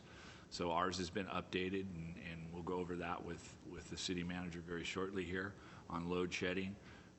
And without getting into any specifics in general, we try to keep that away from public safety and hospitals, as you can imagine, keeping city services, critical city services up and running. We try to rotate those on as short a term as we can, such as 2 hours, and hope that we can get through. But I think that whole idea that predicting the 14 days is a real possibility today, looking ahead of everything we have going. And, again, with limited transmission capabilities, we're not the only ones in that kind of a situation, but our transmission capabilities are limited, and even more so, because one of our main lines that we have from Victorville had a transformer that exploded last year, and it still hasn't been repaired. So we went from 112 megawatts of transmission capability to 92, and the other day we were notified that's down to 82 now because the damage was more significant. So entering our first hot weekend of the year this past weekend, there was already a little bit of angst as we maxed out our transmission and hoped that it would hold out and we wouldn't have to look at gas curtailments. But I think the real possibility is that could happen, especially as we get into the really, really warm months. So we continue to work with LA. That's our transmission provider and our balancing authority agreement. And we participate in as many other organizations as we can to make sure that we're covered. In the meantime, our outreach is going strong. We're getting out to people, letting them know, doing the Flex Alert type of message, working with our internal services, fire and police especially, to have them prepared in the event that these situations come to fruition. We are hoping for the absolute best, but prepared in case that doesn't come out that way. There is no, again, as I said, I use the term magic bullet. There is no automation computer program or anything that we have in place established now that's going to help us avert this, if in fact it comes to fruition. And of course, being is that there's some 17 of us that are affected, there's a great demand for what's there, and I know that there's a certain amount of gas that remains available, and that'll be rationed out very, very, very, on a very particular and as needed and very extreme basis. But again, I think our best right now is for us to be prepared, looking at what our plan Bs are, and most importantly, getting our residents prepared for when it happens. So, as I said, the outlook has not gotten any better, and quite frankly, I don't anticipate it will. It's such a short time. My concern is that this continues to go on through the winter, as we've talked about. The gas companies kind of looked at this as a summer-winter issue because that's what they operate in, summer and winter. I think as gas becomes more, their big sales time is winter, so it's going to be even a bigger issue there because demand is going to be extremely high, especially if you go through cold snaps. So suddenly you're going to have a lot of continued demand on gas, and at the same time we're going to have our continued need to generate electricity. While we avoid some of the air conditioning issues that we get into on very hot days, there's going to be a great deal of demand, and I'm not sure that every single day we're going to be able to meet, or the gas companies are going to be able to meet the delivery requests that they have, and then we can expect some curtailments. So that's where we're at now. We'll keep everybody posted. I think as we go to our look ahead and forecast, it's just something that we'll keep on the agenda. In fact, I saw it's fallen off here in November and December. We'll just put it right back on because those might be the real critical months as we get through September and October, and then start looking at the winter competition and how that's going to go, because the lights still go on and need to go on. So we'll see. Any questions? Yes, sir. I do. Oh, yes, ma'am. You mentioned that you started notifying customers already? I'm sorry? Did you say that we started notifying customers already? Oh, yes. Okay, how have you been doing that? So we've been doing our big customers. Right now we're looking at, we've segregated different customer classes, and our staff's been working with other utilities, primarily Pasadena, Burbank, and LA. The gas company has hired a public outreach firm, but seems to be taking a step back, kind of from the standpoint of, well, if it becomes an electrical issue, we don't want to step on the electrical utilities' feet, and sort of taking LA's lead, and I agree with them. We're just going to forge ahead and do our thing. We're going to make sure our customers are taken care of. So we'll just take control of this thing, and to the extent that we can get valuable input of some kind from the gas company, we'll take that. So we have, working with our city PIO and our communications unit, so we've got messages out to our customers through every venue we have now. So now we're going to put out probably direct mailers to certain customers, the large customers. They've gotten those. We'll probably put out a general mailer to everybody, and more than one. We'll probably do it a couple times during the summer just so everybody's prepared for that. Website, monthly documents that go out, our newsletters and such, have it in there. We are likely going to be doing GTV6 PSA type pieces for folks. And we'll keep going from there. We've kind of opened the doors to, especially with our city communications folks, of any ideas they may have that we can do, that we can undertake to help get more of the word out. I'll tell you what, it has been saturated in the news. Folks are aware.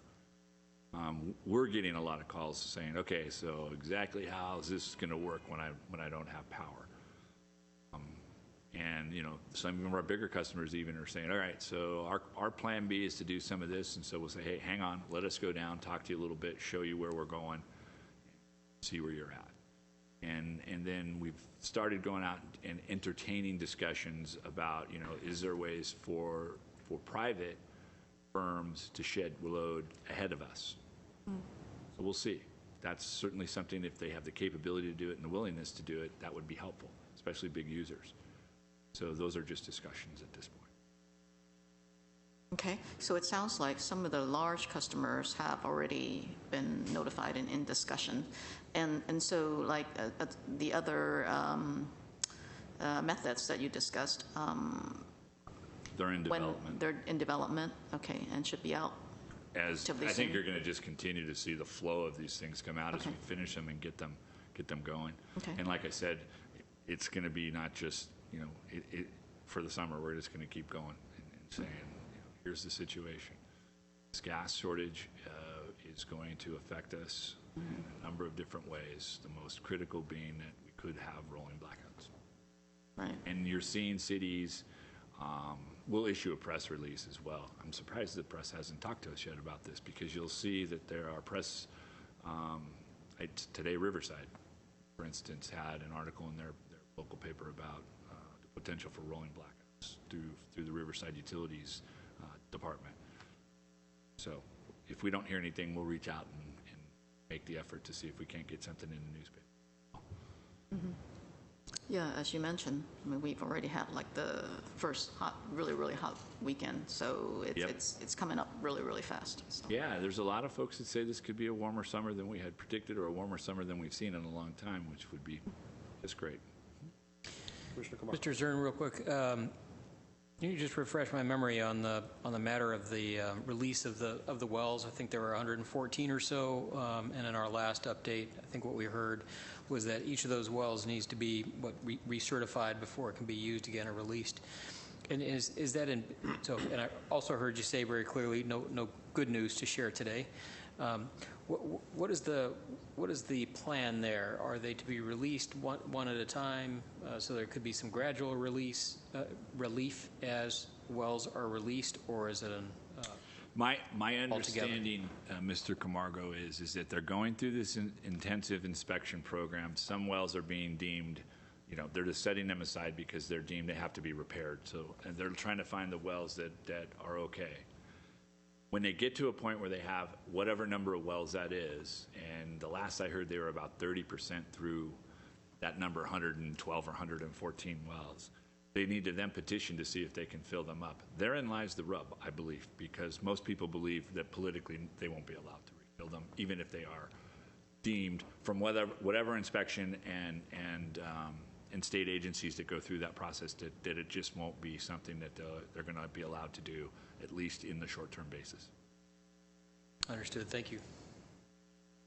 Quick question? Commissioner Wall.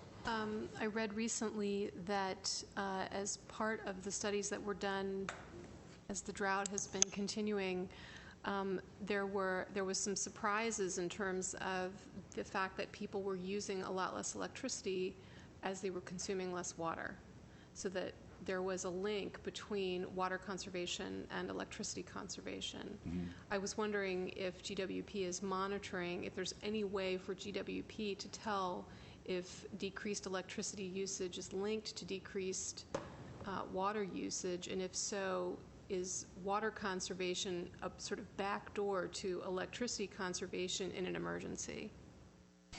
That's a really good question. I'd have to look into that to see if there was any way for us. Probably the best we could do is that saying during the most intense water conservation periods did we experience an unusual drop in electricity. Obviously, electrical conservation is something that's an ongoing issue. We're required by the state to decrease 1% a year. I know that the city of Glendale is a huge electrical user. Both the water department pumps water, and we obviously are sitting in a building that's lit. So to the extent that customer, I know that Mike has made an effort to try to reduce his pumping to see if there can be, some level of electrical decrease there for him. But that's more along the lines of, and it could be that he's just pumping less anyway because there's less water to demand. So anything that's associated with electricity that irrigation timers and irrigation systems. So if you're regulating those to some minimal amount, 2 or 3 days a week, ostensibly you could see some savings there. You could see it on a larger scale with the pumping costs that we have, whether we did it intentionally or we just weren't pumping as much water because there wasn't as much demand. So I could see those things adding up. But let me take a look and see if there's a way for us to make a correlation. If I can find the article, I'll send it to you. Beautiful. Beautiful. Any other questions? Okay, moving on to the next item, please. 6, oral communications. Discussion is limited to items not part of this agenda. Each speaker is allowed 5 minutes. Commissions may question or respond to the speaker, but there will be no debate or decision. The general manager may refer the matter to appropriate staff for investigation and report. We took one card in the context of item number 4, but I don't have any additional cards in front of me. Do you have any at the desk? I don't. Okay. That brings us to item number 7, please. 7, agenda forecast. So, members, we do not have any meeting planned for July in light of the Independence Day holiday.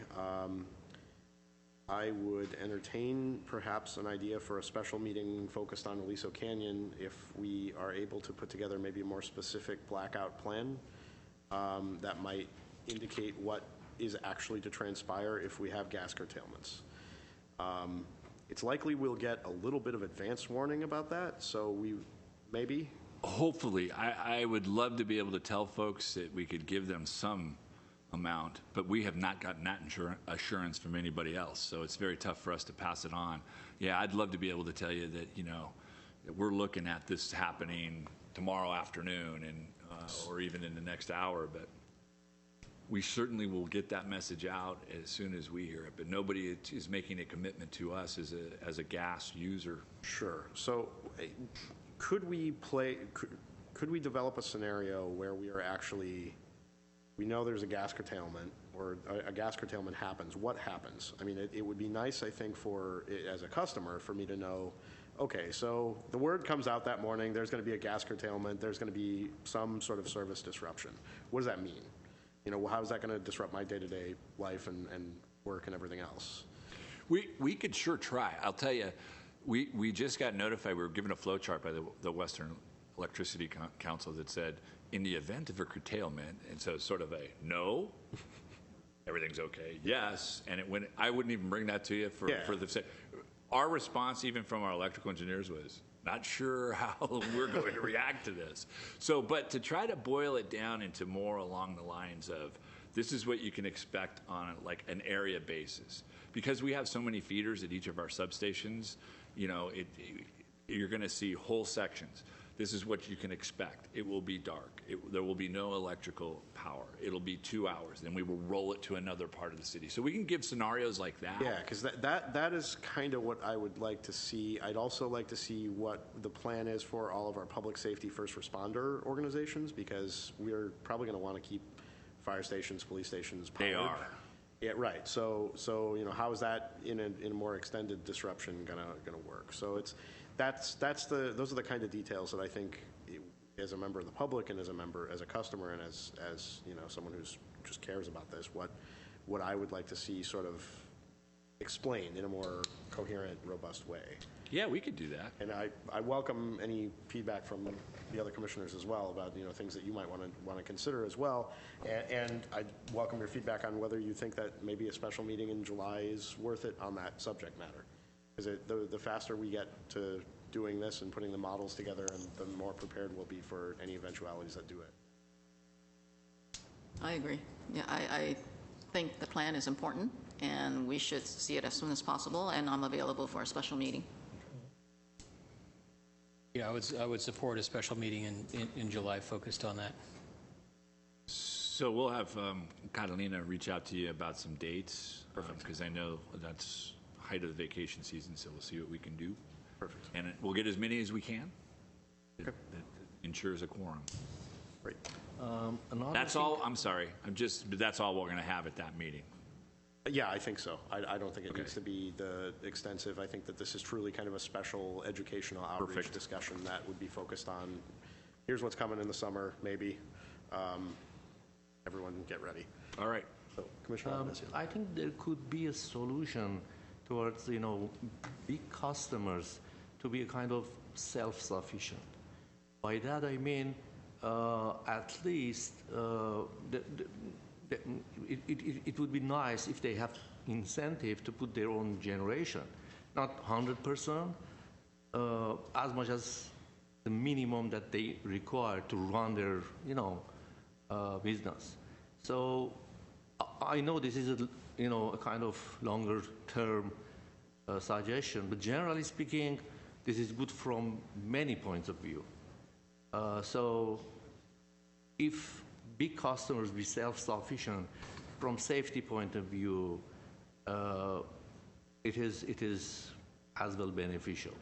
And I think that to that extent, many are from backup generation.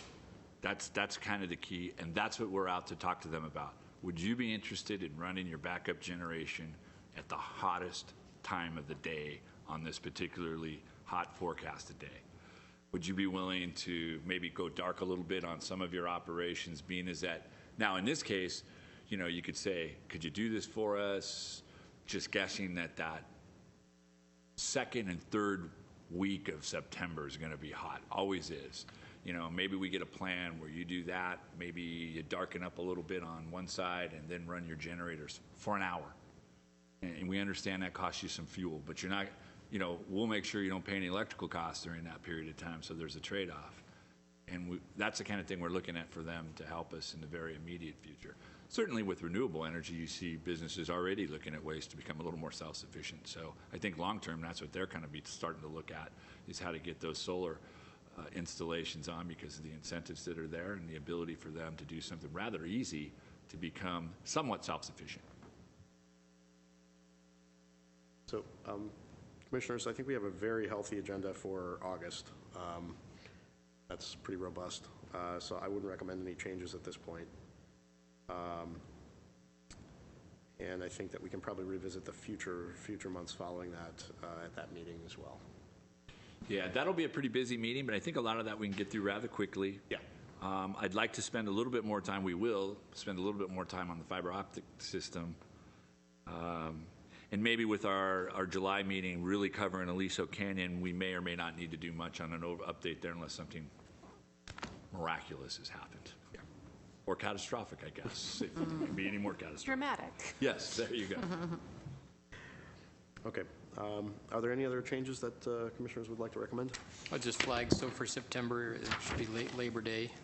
Yeah. And then, Mr. Zern, I think you suggested adding Aliso Canyon updates for later in the year. I do. I wrote them down, so I'll have Aliso Canyons on here in perpetuity, or at least until we decide we don't want to talk about it anymore, or it's been solved. We'll hope for that. Yeah, that's what we're hoping for. Okay. With those changes, then I think we'll move on to the next item. 8, adjournment. Is there a motion to adjourn? So moved. Is there a second? I second. Without objection, we are now adjourned.